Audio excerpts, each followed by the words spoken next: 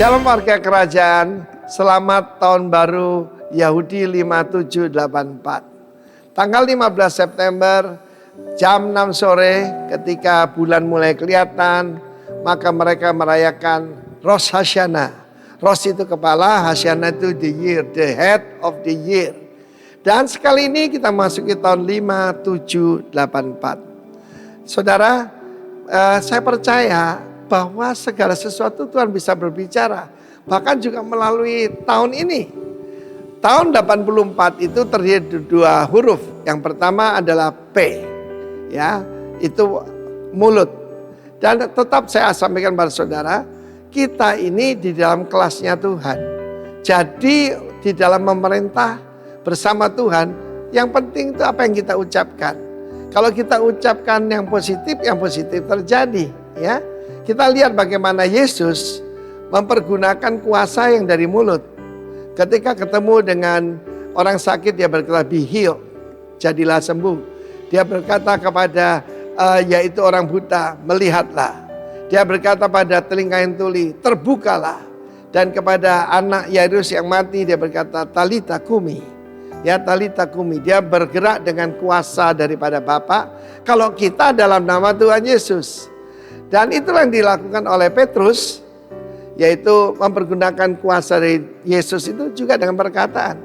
Ketika hadapi Dorcas atau Tabita yang mati, dia berkata, "Tabita kumi, bangkitlah." Nah, kemudian syaratnya adalah dalam huruf yang kedua, angka 4 itu dalam aksara Yahudi adalah Dalet. Ya, kalau yang bulan lalu itu adalah kita lihat Gimel. Gimel itu gambaran pada camel ya. Dan itu seperti orang kaya yang mengejar orang miskin untuk menolong. Yang mengejar orang miskin untuk menolong. Salah satu berita yang saya sampaikan, The Good Indonesian, ya. Jangan cuma The Good Samaritan, ya.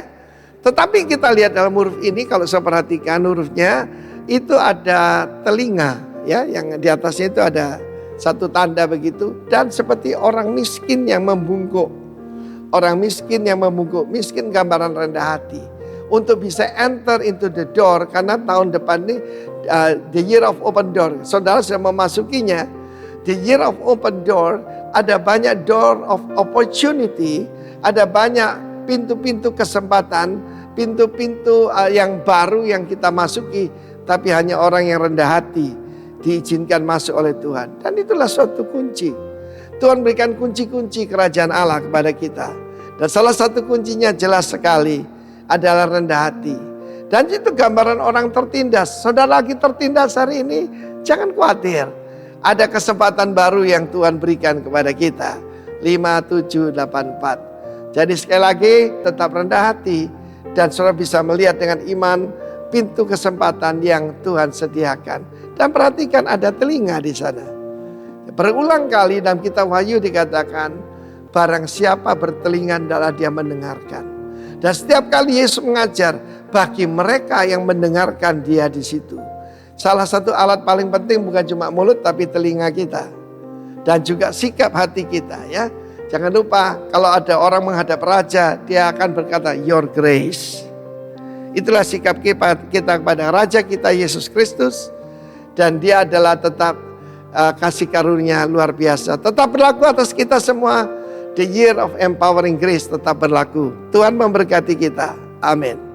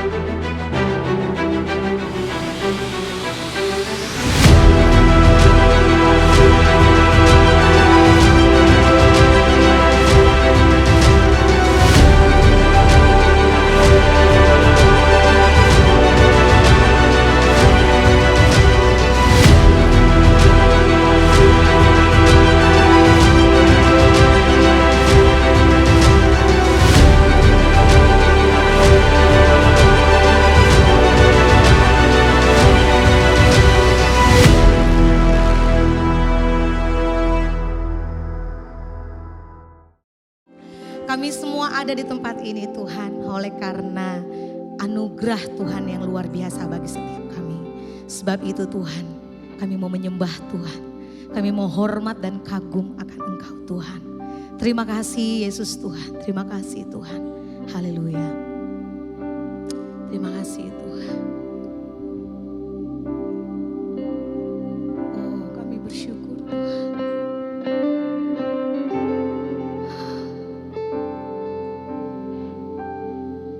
Thank you Jesus.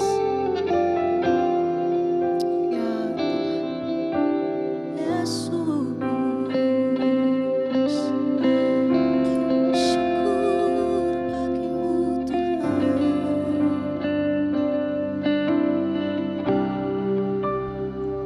Makasih Tuhan.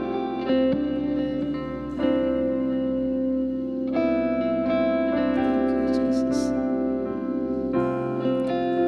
Dengan segenap hati,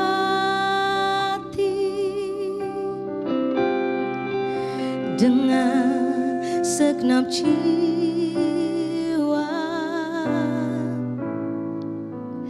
dengan kekuatanku, ku sembah Kau Tuhan.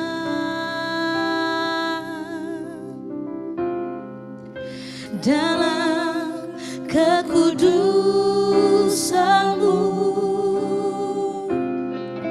ku angkat tanganku,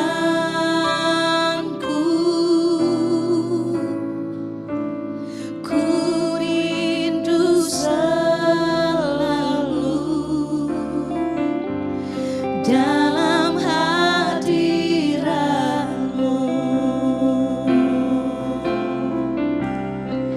Sebab Engkau yang kudus, Anak domba Allah, darah-Mu tercurah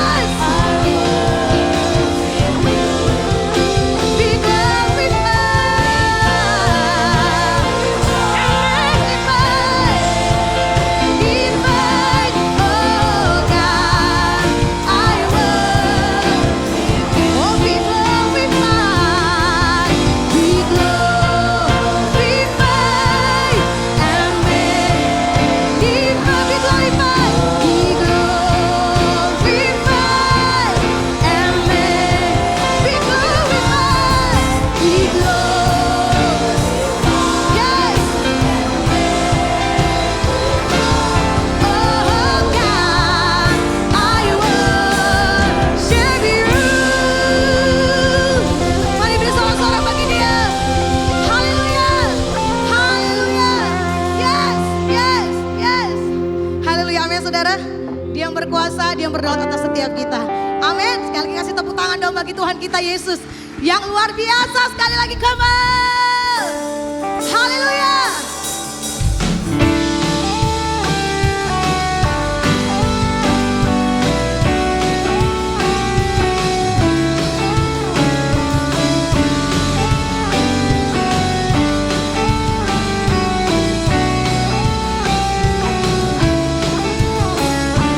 Besar dari yang kuharapkan, bukti dari segala yang tak kulihat.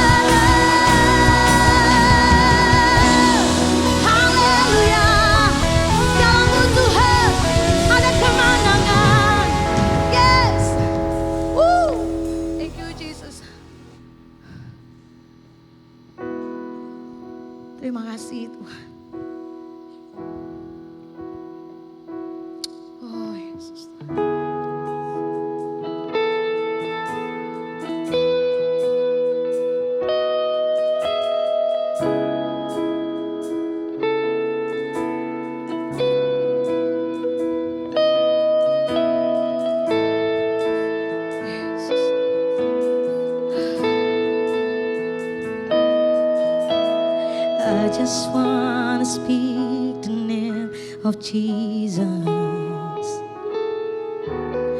over every heart and every mind. 'Cause I know there is peace within your presence. I speak Jesus.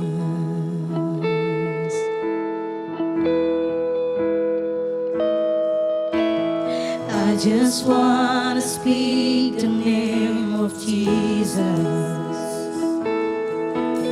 till every dark addiction starts to break,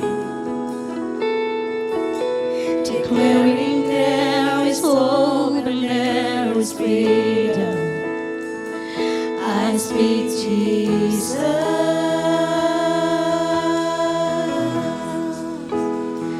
'Cause your name is power, your name is healing, your name is life.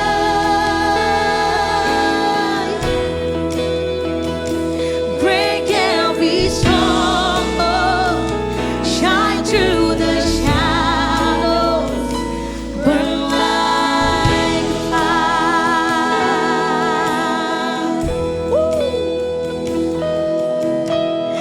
I just want to speak the name of Jesus over fear and all anxiety,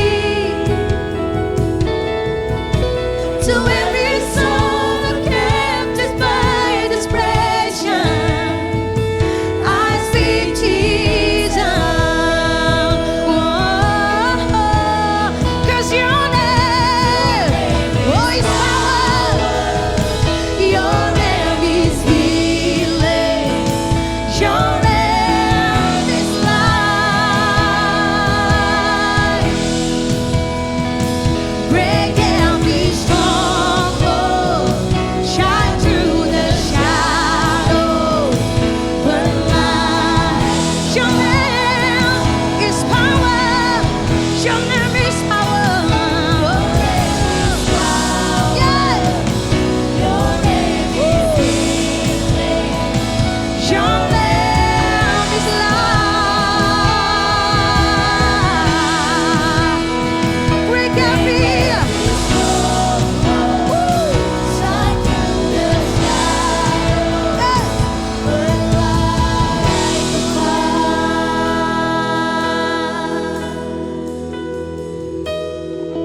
Shout Jesus from the mountains, Jesus in the streets. Come on.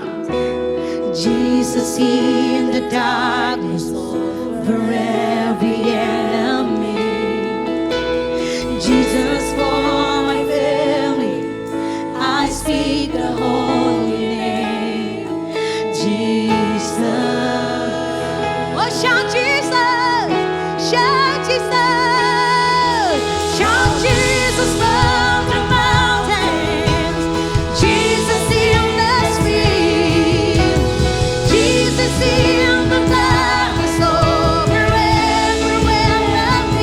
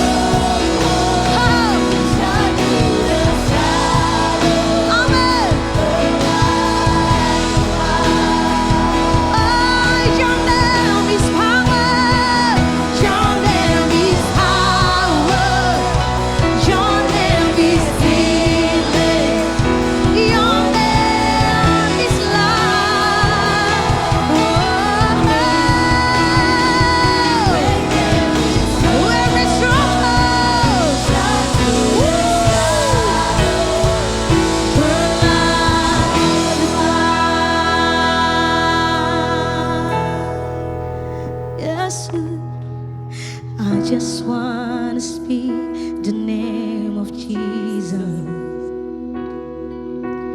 Over every heart and every mind.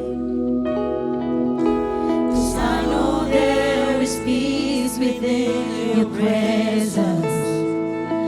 I speak Jesus, Jesus, Jesus, Jesus, Jesus. Your name is power, Jesus, Jesus. Your name is healing, is life, is power, berkuasa, mulia. Oh dia ajaib, dia berkuasa. Namamu dahsyat, Yesus. Holy your name, God. Holy, 'cause your name is holy like God. We shout to Jesus, we shout to Jesus. We praise the Lamb, we praise the Lamb. Jesus, Jesus, Jesus.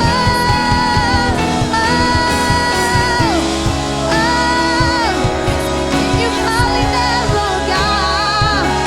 Jesus, Jesus. Oh, we shout your name, we bless your name, Lord God. Yes, yes. Hallelujah, hallelujah. Whoa. Shout Jesus from the mountain, Jesus in the street. Come on.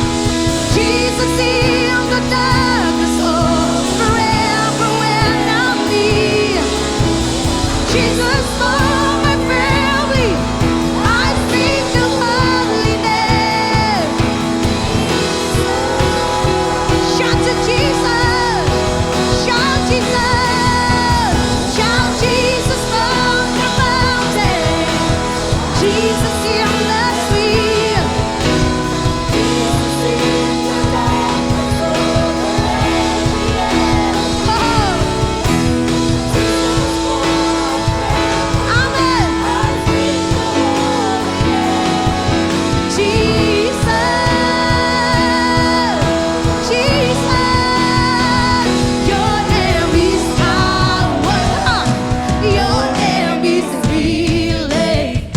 Your name is life.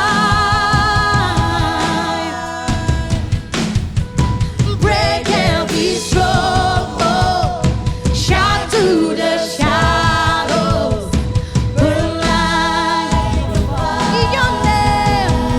Your name is power. Your name is power. Your name, oh,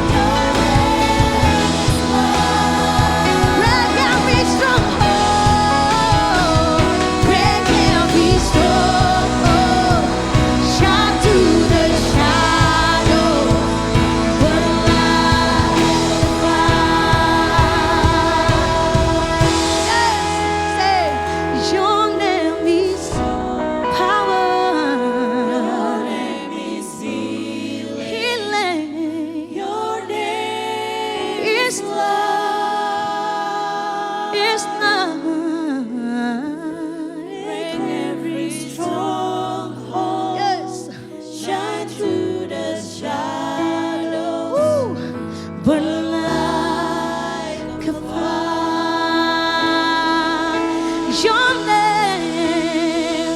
Your name is power.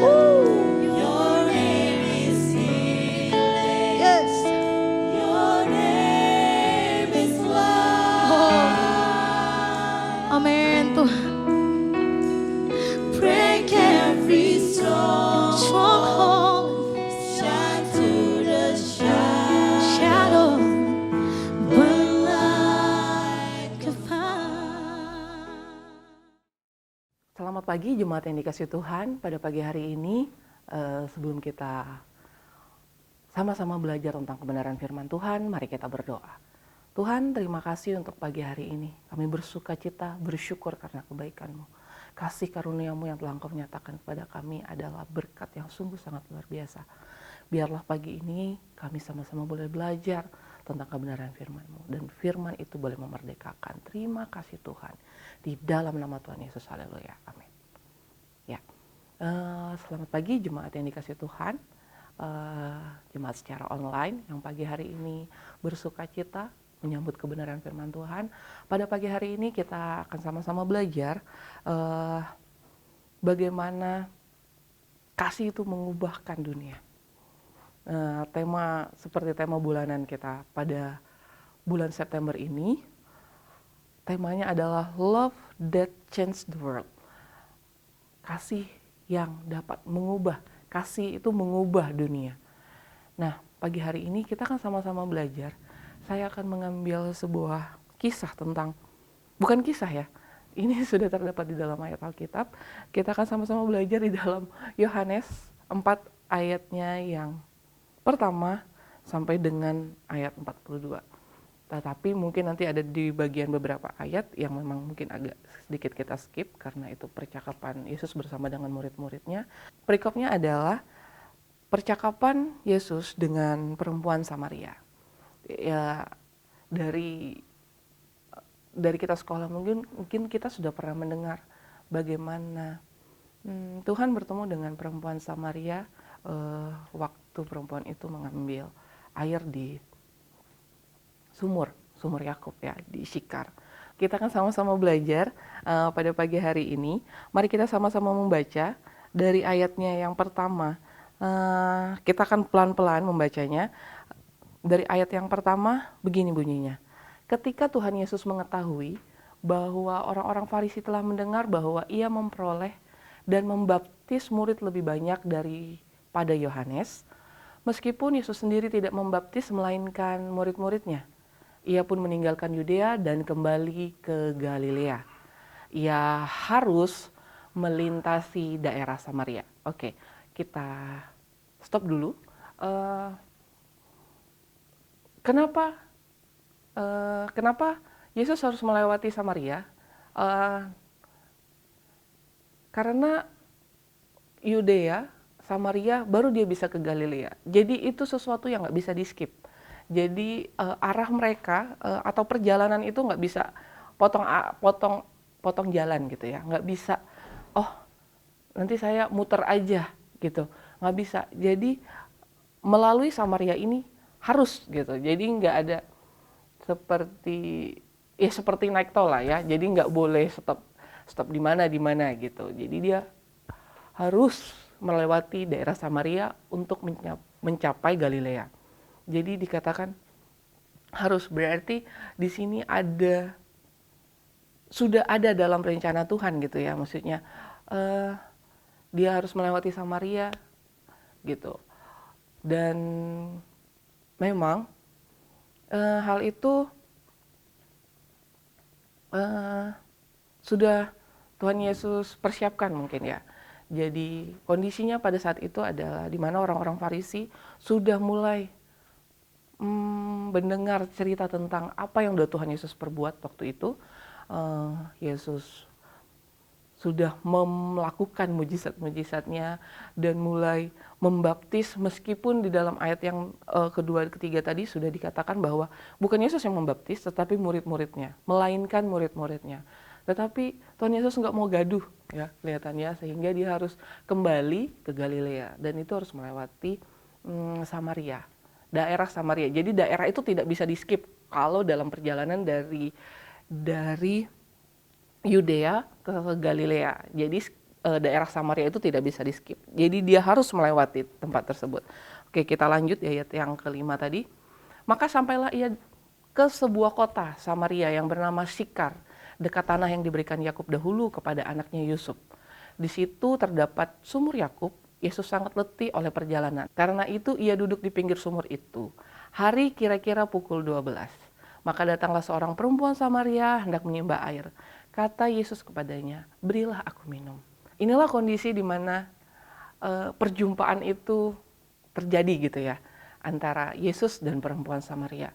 Waktu itu Tuhan Yesus sedang lelah dalam perjalanannya sehingga dia melihat ada sumur gitu. Dia mau duduk, dia mau minum di situ. Namun ada seorang perempuan yang di situ mau mengambil air dari sumur itu. Sumur itu dikatakan adalah sumur Yakub, sumur pemberian Yakub kepada anaknya Yusuf. Nanti di ayat selanjutnya akan ada. Nah, disitulah awal perjumpaan Yesus dengan perempuan Samaria ini. Dan mari kita baca lagi, kita ulang kembali ya. Maka datanglah seorang perempuan Samaria hendak menimba air, kata Yesus kepadanya, berilah aku minum. Sebab murid-muridnya telah pergi ke kota membeli makanan. Maka kata perempuan Samaria itu kepadanya, masakah engkau seorang Yahudi minta minum kepadaku seorang Samaria?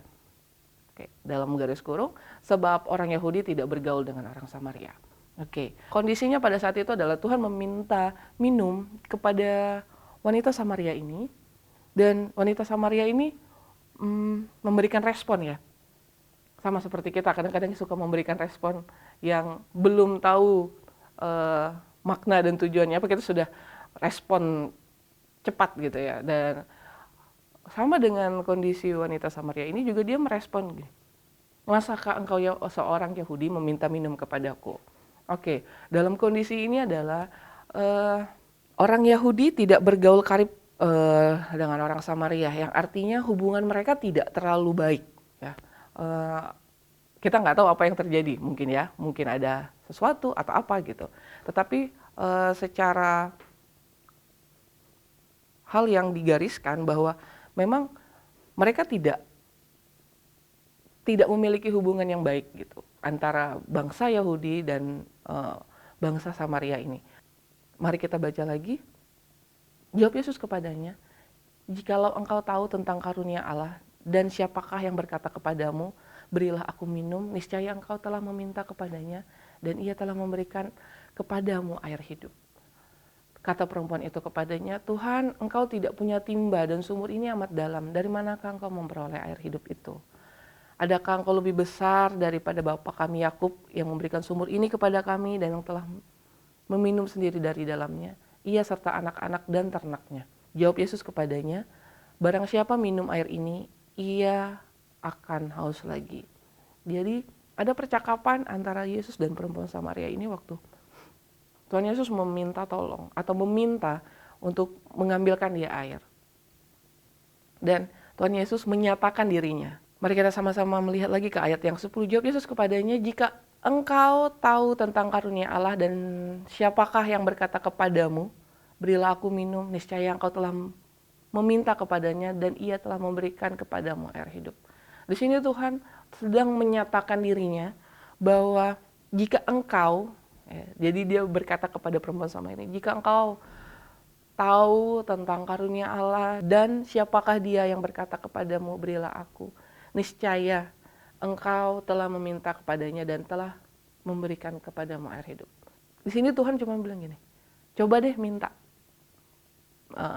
Coba kepada siapa kamu meminta gitu ya. Pasti akan diberikan kepadamu gitu. Jadi Tuhan menggambarkan bahwa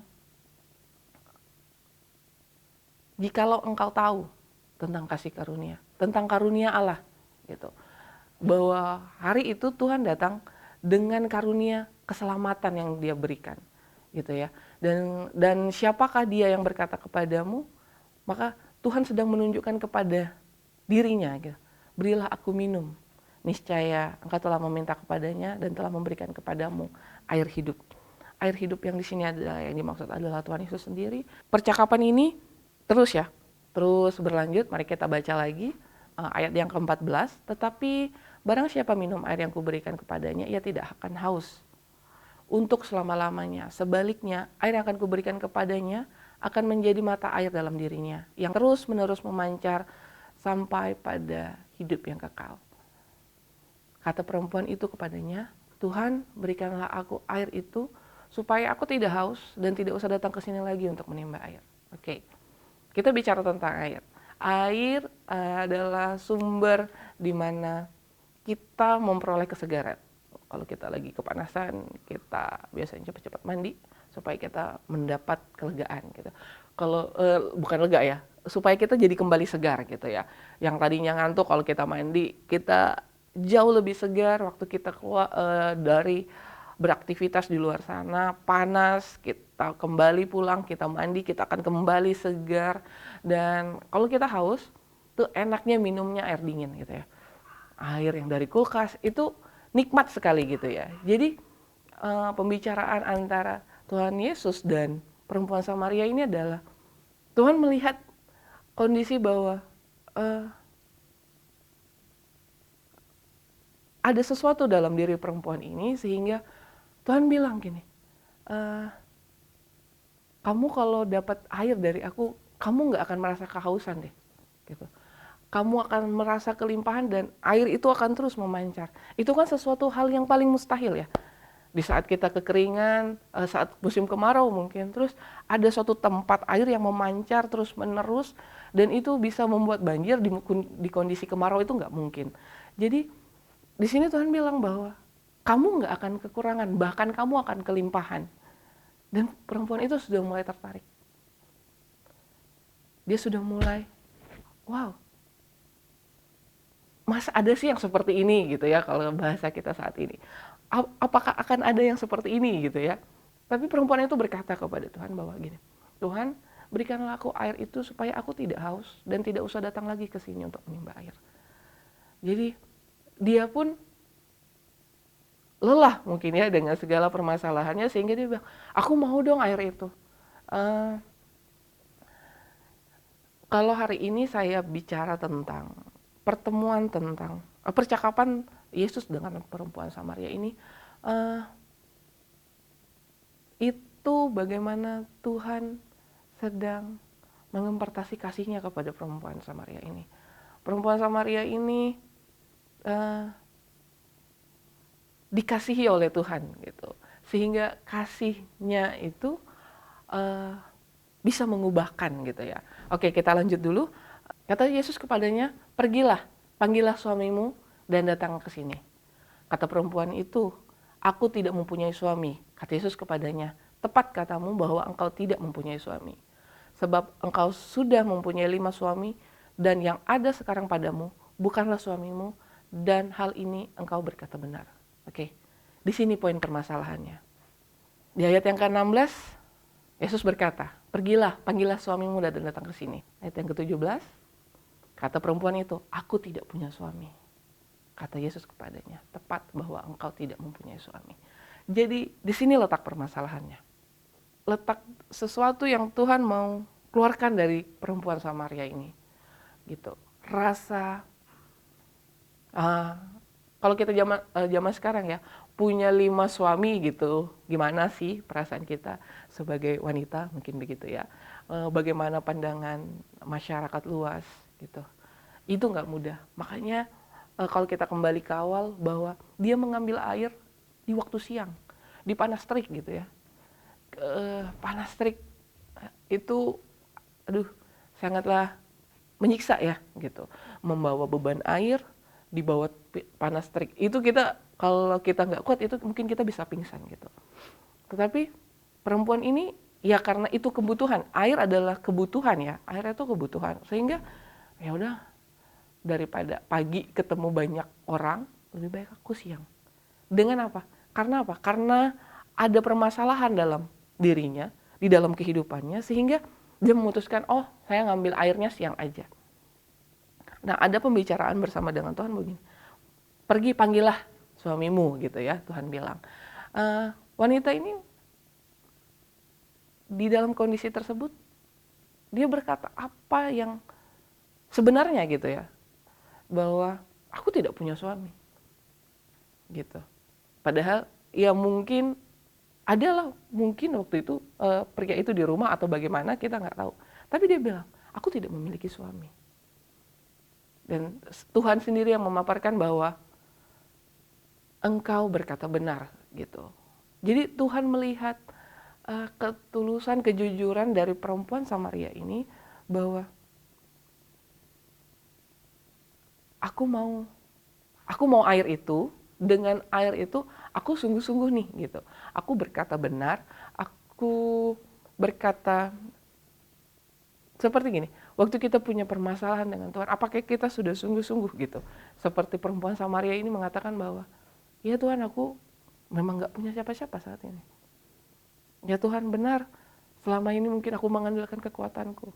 Dan Tuhan bilang bahwa, sebab engkau punya 5 suami dan yang ada sekarang padamu bukanlah suamimu. Yo, dari mana Tuhan tahu kalau perempuan ini memiliki 5 suami? Kan Tuhan tidak, Yesus tidak mencari tahu dulu tentang perempuan Samaria ini. Mereka hanya bercakap-cakap di sumur itu gitu, waktu mau mengambil air. Jadi dalam hal ini Tuhan bilang, engkau berkata benar. Jadi perempuan ini menunjukkan ketulusannya, kejujurannya, bahwa hari ini dia sedang butuh air yang nggak habis-habis gitu ya, membutuhkan kelegaan yang nggak habis-habis. Oke, kita lanjut lagi. Kata perempuan itu kepadanya, Tuhan nyata sekarang padaku bahwa engkau seorang nabi. Ya, wanita Samaria itu tersentuh dan dia berkata kepada Yesus bahwa nyata gitu ya, apa yang Tuhan katakan, apa yang Tuhan sampaikan, apa yang sedang Tuhan ajarkan pada saat itu, dengan perjumpaan di sumur itu tuh membuat wanita itu menjadi belajar sesuatu gitu ya. Oke, kita lanjut di ayat yang 20. Nenek moyang kami menyembah di atas gunung ini, tetapi kamu katakan bahwa Yerusalemlah tempat orang menyembah. Kata Yesus kepadanya, percayalah kepadaku, hai perempuan, saatnya akan tiba bahwa kamu akan menyembah Bapa bukan dari gunung ini, dan bukan juga di Yerusalem. Kamu menyembah apa yang tidak kamu kenal, kami menyembah apa yang kami kenal. Sebab keselamatan datang dari bangsa Yahudi. Tetapi saatnya akan datang, dan sudah tiba sekarang bahwa penyembah-penyembah benar akan menyembah Bapa dalam roh dan kebenaran. Sebab Bapa menghendaki penyembah-penyembah demikian. Allah itu roh, dan barang siapa menyembah dia harus menyembahnya dalam roh dan kebenaran. Oke, sampai di sini Tuhan mau mengajar lagi gitu ya. Jadi dalam percakapan itu, di dalam pertemuan itu, Tuhan kembali mengajarkan kepada perempuan Samaria ini bahwa ada saatnya kita nggak perlu ke sebuah tempat untuk menyembah Tuhan. Kita nggak perlu datang kemana untuk menyembah Tuhan. Tetapi gini, siapkanlah bahwa Tuhan juga mengingatkan kembali bahwa akan ada waktunya bahwa kita akan menyembah dalam roh dan kebenaran. Roh dan kebenaran itu yang dipahami bahwa biarlah roh itu yang memenuhi kita, dan biarlah roh itu yang membawa kita untuk kita boleh mengenal Tuhan jauh lebih lagi. Dan kita juga dengan pengenalan itu, kita akan dengan mudah menyembah dalam roh. Gitu. Jadi Tuhan pun sudah mulai mengajarkan hal bahwa sudah mulai mengubah pola pikir dari perempuan Samaria ini. Gitu. Karena kalau kita kembali ke atas bahwa wanita Samaria ini pun tahu bahwa keselamatan itu datangnya dari bangsa Yahudi. Tetapi Tuhan Yesus bilang begini, bahwa kamu pun kalau tidak memiliki hubungan yang baik pun dengan bangsa Yahudi, kamu pun masih bisa menyembah Tuhan. Tetapi saatnya akan datang, dan sudah tiba sekarang bahwa penyembah-penyembah benar akan menyembah Bapa dalam roh dan kebenaran. Sebab Bapa menghendaki penyembah-penyembah demikian. Jadi Tuhan sendiri mengatakan bahwa akan tiba saatnya. Akan tiba. Akan ada penyembah-penyembah benar yang akan menyembah Bapa dalam roh dan kebenaran. Tuhan sedang mengajarkan sesuatu kepada perempuan Samaria ini. Dan next, mari kita belajar lagi. Ayat yang ke-25, jawab perempuan itu kepadanya, aku tahu bahwa Mesias akan datang, yang disebut juga Kristus. Apabila ia datang, ia akan memberitakan segala sesuatu kepada kami. Kata Yesus kepadanya, akulah dia yang sedang berkata-kata dengan kau. Oke, kita lihat lagi ya. Kita lihat lagi ke ayat 25. Waktu Tuhan menyampaikan, mengajarkan tentang bagaimana nantinya kita akan menyembah, atau bagaimana kita akan berdoa, melalui apa kita akan berdoa. Perempuan ini bilang, aku tahu bahwa Mesias akan datang yang disebut juga Kristus. Apabila ia datang, ia akan memberitakan segala sesuatu kepada kami. Bahwa dia pun mempunyai pola pikir begini. Dia tahu tentang semua apa yang sudah dinubuatkan. Dan dia berkata bahwa Mesias akan datang dan akan memberitakan segala sesuatu kepada kami. Di situ Yesus bilang, akulah dia yang sedang berkata-kata dengan engkau. Wow, bukankah itu sangat perjumpaan yang sangat indah gitu ya. Bahwa waktu mereka melakukan percakapan, Tuhan Yesus mengajar, ada feedback yang baik dari seorang wanita Samaria ini. Sehingga waktu wanita Samaria ini mengingat kembali apa yang pernah dia dengar, gitu ya. Yesus berkata bahwa akulah dia. Bukankah itu adalah hal yang sungguh sangat luar biasa ya? Perjumpaan yang benar-benar luar biasa gitu ya. Kita pun saat ini kalau ada di kondisi ini, kita sungguh sangat-sangat merasakan hal yang sukacita yang begitu luar biasa gitu ya. Bahwa perempuan Samaria ini juga tahu bahwa akan ada Mesias. Dan wanita itu berkata bahwa dia yang akan membagikan, dia akan mengajarkan, dia akan memberitakan kabar itu kepada mereka. Jadi wanita ini bukan tidak tahu tentang kehadiran Mesias ya, tetapi ia mencari, ya terkadang gini, kita merasa kita berdosa, kita merasa tidak dikasihi, sehingga kita pun tidak menanggalkan semua masalah, semua problem yang ada dalam diri kita. Kita hanya sekedar tahu. Itulah kondisi di mana wanita Samaria ini waktu bertemu dengan Tuhan Yesus. Dan waktu Tuhan Yesus berkata kepada dia, coba kita baca di ayat yang ke-27. Pada waktu itu datanglah murid-murid dan mereka heran bahwa ia sedang bercakap-cakap dengan seorang perempuan. Tapi tidak seorang pun berkata, apa yang engkau kehendaki atau apa yang engkau percakapan dengan dia. Maka perempuan itu meninggalkan tempayan di situ, lalu pergi ke kota dan berkata kepada orang-orang di situ. Lihat apa yang terjadi. Perempuan itu meninggalkan tempayan. Jadi waktu dia dengar bahwa akulah dia, kata Yesus ya. Dia mungkin sedang terkejut waktu itu, dia mungkin berekspresi yang seperti apa, tapi setelah itu dia meninggalkan tempayannya, dia pergi ke kota. Jadi saya mengambil kesimpulan, mungkin Tuhan menemui perempuan ini dengan rencana dan maksud Tuhan. Mungkin dia memang mengambil air di waktu siang karena ya status sosial yang terjadi, mungkin karena semua permasalahan yang terjadi dalam diri dia, sehingga dia mengambil air di waktu siang. Waktu Tuhan lewat sumur itu, Tuhan minta air dari perempuan ini, dan perempuan ini sadar penuh bahwa aku adalah perempuan Samaria, masakah engkau seorang Yahudi meminta minum daripadaku? Itu seringkali terjadi pada kita. Kita selalu sering bilang, ya masa iya sih Tuhan mau pakai kita? Ya masa sih Tuhan masa pilih kita? Seringkali kita mengingkari apa yang Tuhan sedang siapkan untuk kita. Kadang-kadang kita suka menolak, ya, kita suka nggak percaya gitu tentang apa yang Tuhan sedang persiapkan gitu. Makanya di situ ada kata harus, dia harus ke Samaria. Dan Tuhan memang sudah mempersiapkan bahwa dia akan bertemu dengan perempuan itu. Dia akan melakukan sesuatu terhadap perempuan tersebut gitu ya.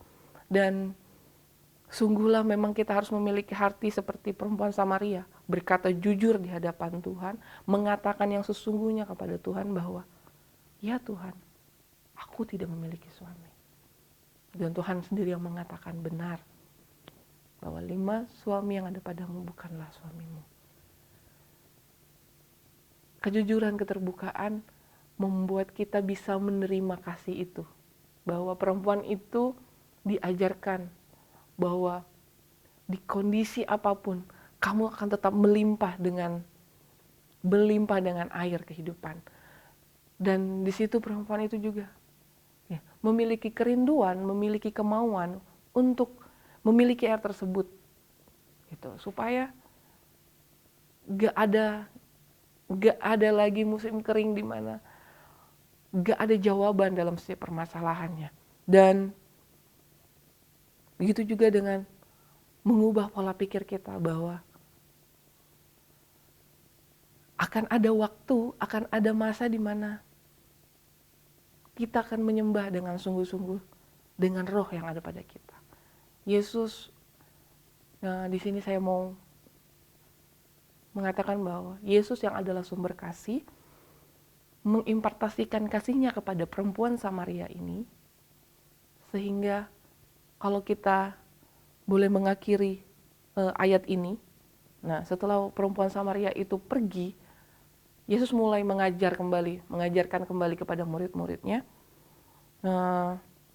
Dan di ayat ke-39 gini, banyak orang mendatangi Tuhan Yesus dan murid-muridnya. Ayat 39. Dan banyak orang Samaria dari kota itu telah menjadi percaya kepadanya karena perempuan itu yang bersaksi, ia mengatakan kepadaku segala sesuatu yang telah kuperbuat. Ayat 40, ketika orang-orang Samaria itu sampai kepada Yesus, mereka meminta kepadanya supaya ia tinggal pada mereka, dan ia pun tinggal di situ 2 hari lamanya. Lihat, karena perempuan Samaria ini, perempuan yang Tuhan temukan, perempuan yang Tuhan temui di sumur ini, mengambil sikap, mengambil respon, mengambil komitmen, dan menerima kasih karunia itu, dia tinggalkan tempayan dan dia bersaksi ke seluruh penjuru Samaria. Sehingga banyak orang mengenalkan, mencari tahu tentang Yesus. Mereka mau tahu tentang Yesus, sehingga di ayat 39 sampai dengan 40, lebih banyak lagi orang yang percaya kepadanya karena perkataannya. Tuhan memakai perempuan Samaria ini sebagai alatnya. Marilah kita kembali merefleksikan diri kita. Sudahkah kita menjadi perempuan Samaria ini? Menanggalkan semua permasalahan kita, menanggalkan keakuan kita, untuk kita boleh menikmati kasih karunia Tuhan dan membagikan air yang tadinya dia minta, itu sudah dia bagikan ke seluruh penjuru, ke seluruh orang yang ada di Samaria. Sehingga orang-orang di sana boleh menikmati kasih karunia yang sama. Mengapa saya mengambil perikop ini? Karena kasih yang Tuhan berikan itu mengubahkan seluruh penduduk Samaria melalui perempuan ini. Dia dengan cara Tuhan mengajar di sumur tersebut, percakapan, terus itu adanya pola pikir yang baru terhadap dirinya, dan apa yang telah Tuhan nyatakan di dalam diri perempuan Samaria itu membuat banyak orang mengenal Yesus. 2 hari Tuhan Yesus di Samaria untuk mengajar. Pastinya ada ada perubahan, ada hal yang baru di kota tersebut. Roh Tuhan menginvasi kota Samaria, sehingga ada terjadi banyak perubahan melalui perempuan itu. Hal itu yang membuat hari ini kita juga, bisakah kita menerima kasih karunia? Atau kita sudah menerima kasih karunia tersebut? Mari, yuk kita sama-sama belajar membagikan air hidup yang ada dalam kita. Kita harus penuh dan kita harus berbagi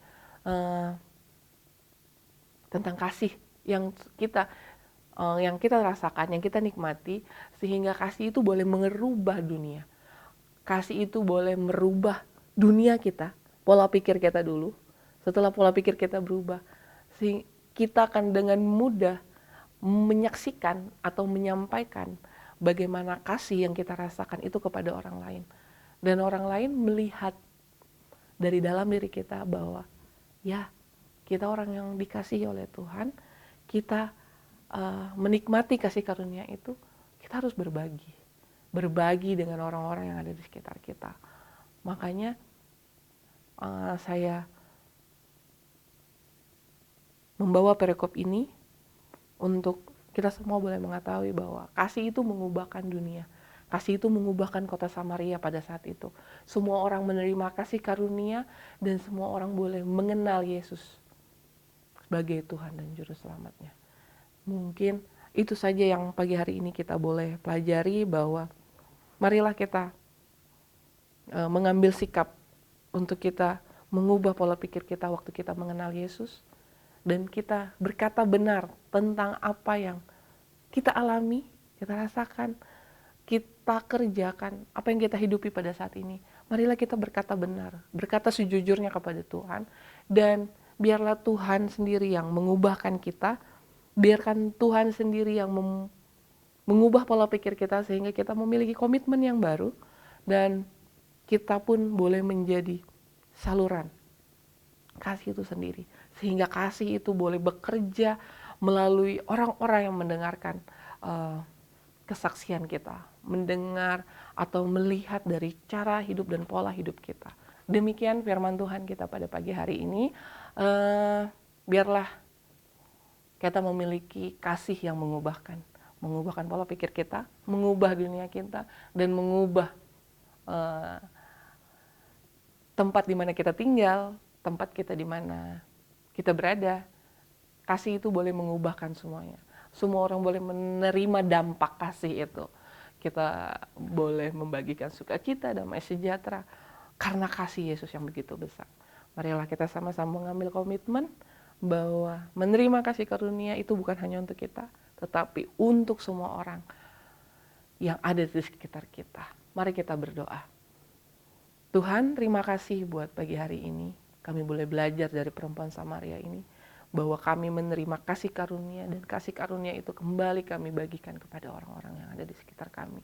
Biarlah kami boleh menjadi saluran berkat-Mu, dan biarlah kami boleh menjadi serupa seperti Yesus. Sehingga apa yang kami keluarkan dari dalam diri kami, semuanya menceritakan tentang kebaikan Tuhan.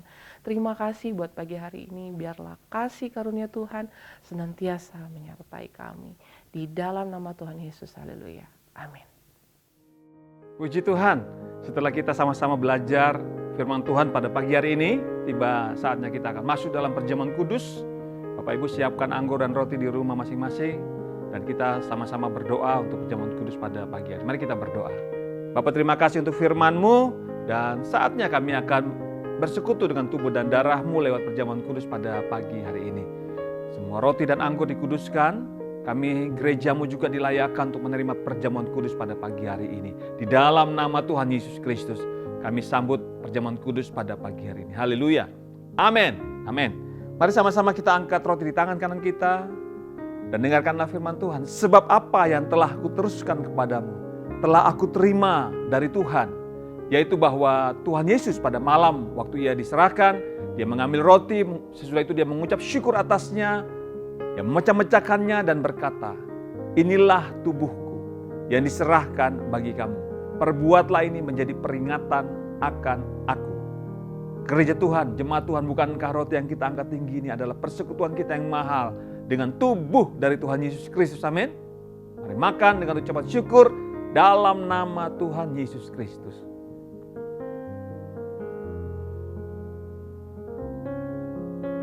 Terima kasih Tuhan. Terima kasih. Sekarang sama-sama kita angkat cawan di tangan kanan kita. Setiap kali kita melakukan perjamuan kudus ini mengingatkan kita akan 3 hal. Yang pertama, aku, egoku sudah disalibkan bersama dengan Tuhan Yesus. Yang kedua, tubuh dan darahnya adalah makanan untuk roh manusia kita. Dan yang ketiga, supaya kita tidak menjadi lemah dan putus asa. Demikian juga ia mengambil cawan sudah makan. Lalu berkata, cawan ini adalah perjanjian baru yang dimeteraikan oleh darah. Perbuatlah ini menjadi peringatan akan aku. Gereja Tuhan, bukan kacauan yang kita angkat tinggi ini, ada persekutuan kita yang mahal dengan darah dari Tuhan Yesus Kristus. Amin. Mari minum dengan ucapan syukur dalam nama Tuhan Yesus Kristus. Haleluya. Haleluya, haleluya. Terima kasih Tuhan. Terima kasih untuk karya salib-Mu. Terima kasih untuk pengorbanan bagi kami semua. Kami sudah dimerdekakan, kami sudah ditebus oleh darah-Mu Tuhan. Terima kasih. Dan sekarang kami mau angkat tangan untuk Indonesia. Kami speak blessing, shalom Indonesia. Diberkatilah engkau menjadi bangsa yang diberkati Tuhan, bangsa yang dipulihkan, bangsa yang merdeka dalam nama Tuhan Yesus Kristus. Bahkan bangsa yang diberkati Tuhan. Kami berdoa untuk para pemimpin di bangsa ini, mulai dari presiden, wakil presiden, para menteri, para gubernur, wali kota, bupati, semua jajaran dari pusat sampai ke daerah-daerah Tuhan. Punya semangat yang sama, membangun Indonesia, bekerja untuk kesejahteraan Indonesia di dalam nama Tuhan Yesus Kristus. Pak Jokowi, Pak Ma'ruf Amin diberikan hikmat, ketegasan untuk bisa mengatur bangsa yang besar ini dengan bijaksana. Semua keluarga mereka, istri, anak, cucu, mantu, semua dalam anugerah Tuhan terpelihara sempurna. Terima kasih Bapak, terima kasih. Demikian juga dengan kota kami Balikpapan, menjadi kota yang terbaik, menjadi kota yang pulih, menjadi kota yang sejahtera di dalam nama Tuhan Yesus Kristus. Banyak investor akan datang ke tempat ini, ke kota kami untuk membangun Balikpapan. Pak Rahmat sebagai wali kota juga diberikan kekuatan, hikmat untuk bisa mengatur Balikpapan lebih baik lagi Tuhan. Di dalam nama Tuhan Yesus Kristus. Kami juga berdoa untuk pembangunan Rock Gateway. Tuhan, kami percaya anugerah Tuhan terus ada bagi pembangunan Rock Gateway Tuhan. Berkat-Mu selalu ada bagi pembangunan Rock Gateway. Kami percaya yang terbaik Tuhan akan kerjakan untuk pembangunan Rock Gateway. Rock Gateway akan terbangun oleh anugerah Tuhan. Di dalam nama Tuhan Yesus Kristus. Terima kasih Bapak, terima kasih. Sekarang kami akan memberikan persembahan. Kami memberi secara online melalui QR Code yang akan tampil di layar TV kita. Mari kita angkat handphone kita.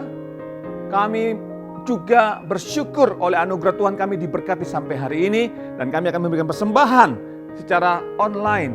Tuhan memberkati persembahan kami. Kami memberi dengan sukacita karena kami sudah diberkati Tuhan. Persembahan syukur, persembahan untuk pembangunan Rock Gateway, mengembalikan perpuluhan. Kami memberi dengan cinta kepadamu Tuhan.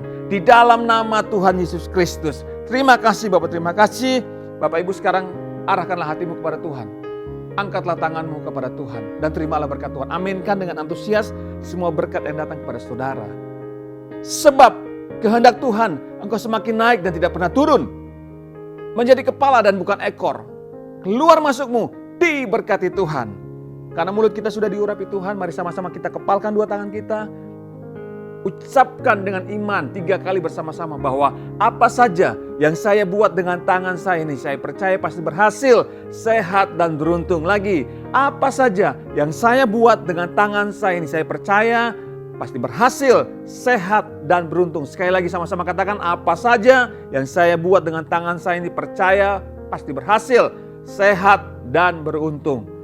Para suami, para imam, tumpang tangan untuk istri dan anak-anakmu, terimalah berkat Tuhan. Tuhan memberkati dan melindungi engkau. Tuhan menyinari engkau dengan wajahnya, memberikan kasih karunia. Ia menghadapkan wajahnya kepada memberikan damai sejahtera, sukacita, berlimpah-limpah dalam pengharapan. Mulai saat ini sampai selama-lamanya. Dalam nama Tuhan Yesus Kristus. Yang dipercaya dan diberkati Tuhan sama-sama katakan, amin, amin, amin. Selamat hari Minggu. Tuhan Yesus memberkati kita semua. Shalom.